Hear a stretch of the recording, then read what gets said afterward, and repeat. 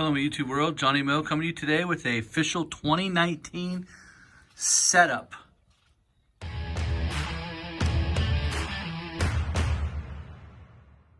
Hello, my YouTube world. This is Johnny Mo coming to you today with like I said in the intro, the setup of the TGIS 1100 Boss with the Western wideout. I wanted to give you a look at this.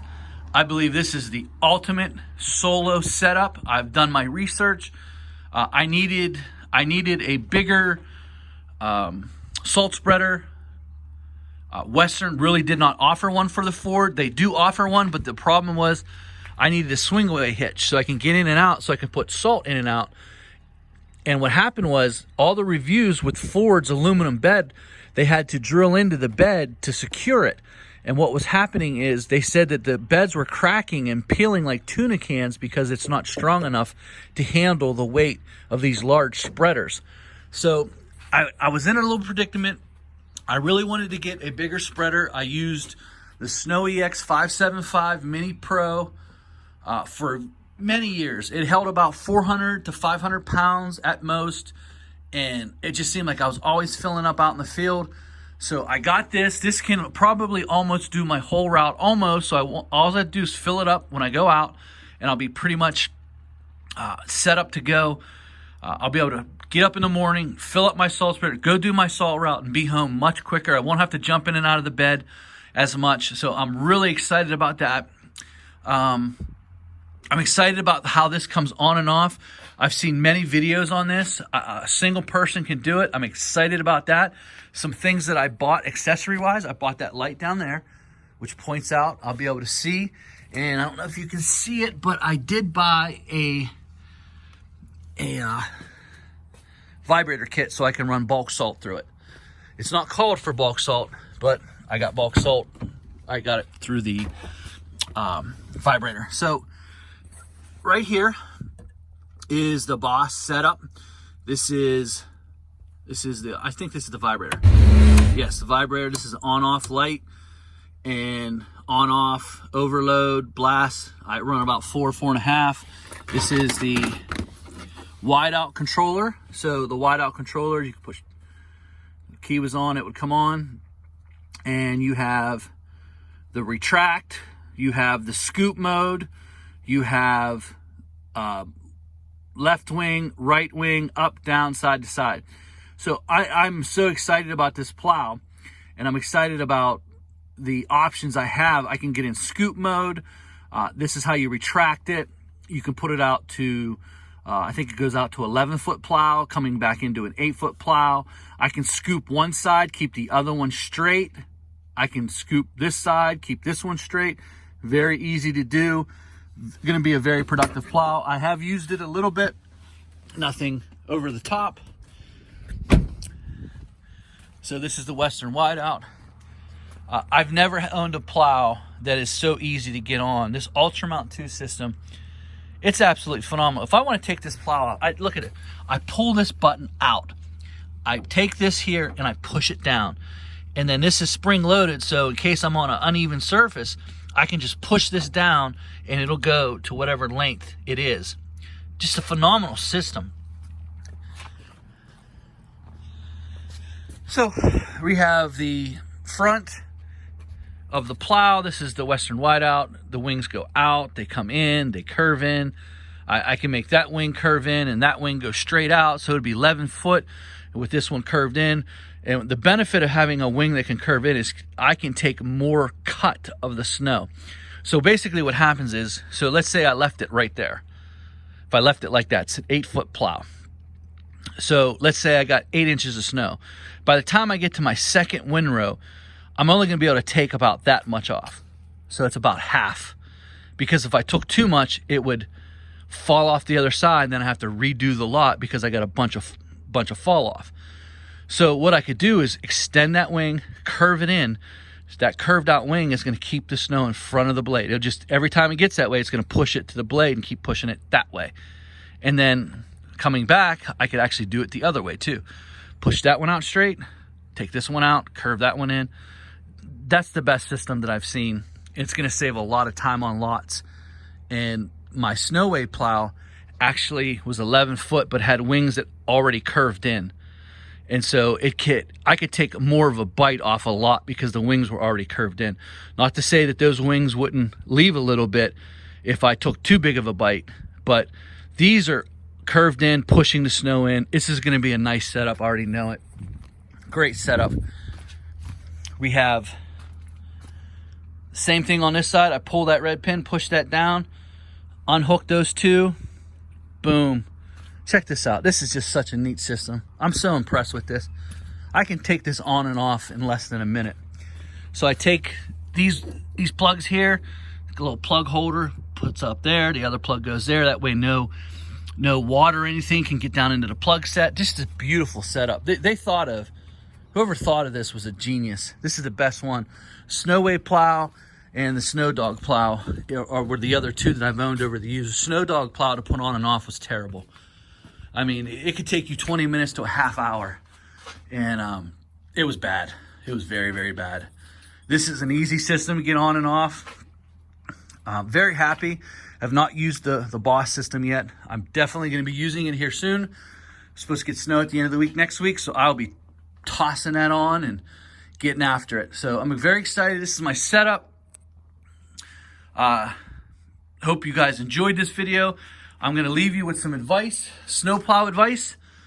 So you're looking to get into snow plowing and you're like, I want to do it the way Johnny Moe did it.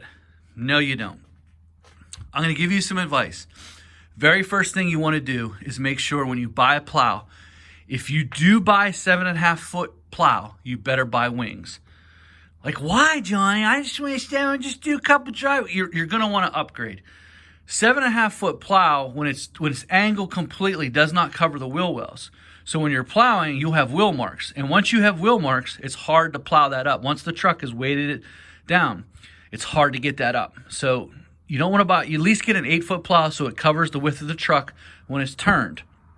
You don't hear that very often on videos. I would always buy wings. I will never go without wings. Wings are where it's at. Wings or one of those types of plows where you have expandable wings.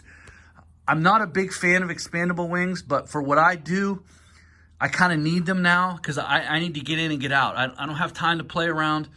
I would never own a plow without wings. The best setup that I've seen so far is probably Randy's from Countryside. He has probably the best setup when it comes to a solo plow system. He's got a nice 7.5 foot plow, nice set of wings. That'll get you through any lot. It's a tough plow. Western Wideout is overboard unless you're doing a lot of lots. If you don't need that. If you're a solo guy, you definitely don't need that. But if you have a 7.5 foot plow, go get wings on it. Put them on. They will pay for themselves the first time out. I'll guarantee it. Because a 7.5 foot or even an 8 foot plow, it's just gonna take you longer because of spillover on doing that. Another thing I would not do is I would not buy a V plow. There's no time savings to using a V plow. Wings are faster than that. The only time that a V plow is at any benefit is if you have a huge lot and it's dumped 8, 9, 10 inches of snow and you're trying to get in there and you need to break in the first pass. So what you could inverted V, and then you can go right through it, and then you can start your left, your right, however you want to do it. You can start your windrows. And a V plow allows it. It's a lot easier on a truck and a lot easier to break into a 1 foot snow plow or a snowfall or 8, 9, 10 inches. Whereas you try to do that with a regular plow, you're going to have a lot of a mess out in front of that truck. And sometimes you'll get so big that the truck can't even push it. So that's where V plow comes into hand, is in those situations. But as far as scoop, it's just a waste of time scooping. You want a windrow left to right. You can't scoop a whole lot. You're going to have the scoop will start eventually piling over on each side. It's going to cause you to do the lot over again. There's just no benefit into it. So I would not waste my money on a V plow. I would get a 7.5 with wings or an 8 with wings. That way you can get, you can scoop. It's already in a scoop mode if the wings are tapped in, and you're going to have less spillover as a straight blade than you would with a wings versus straight blade. So you'll have less spillover with wings, and you can take bigger bites into the snow, get you done faster, get you on the road, and it'll save you a lot of money. Trust me, unless you're huge, you got a lot of mall parking lots, a lot of huge parking lots, V-plow is just overkill, and there's no real benefit. As a matter of fact, looking at the stats, it looks like the Western Wideout in scoop mode would hold more. The only time I like scoop mode is basically when you're cleaning up a lot and a little bit spilled over, and if I could scoop it, I can keep it in the middle of the blade and I don't have to redo the whole lot. So I'm not pushing it one side or another. Say the spillover happened in the middle of the lot. Well, I could put the truck in scoop mode and scoop that right into the plow instead of keep windrowing over and basically doing the whole lot again is basically what would happen. So that's when a scoop mode plow is really at a benefit. The ideal setup, your ideal setup to me would be a 7.5 foot with curved in wings, and you can go at it. This is a little bit of a bigger setup. That plow's probably between $8,000 to $10,000. That's a big chunk. You can probably get a nice plow for $7.5, probably $4,000 or $5,000 with some wings. Yeah, that's plenty. Randy's setup is where the ideal setup would be, especially if you're solo, you're just getting started. This is just a deluxe setup. I've been doing this for a lot of years, and this is really going to help me out because I'm solo and I have to do parking lots, I have to do sidewalks. So guys, don't just look at this and say, I got to do what Johnny Moe's doing. I got to do it his way. I'm not the perfect way. I'm giving you some advice, things I've learned since I've been in snow removal. I've been around a lot of plows.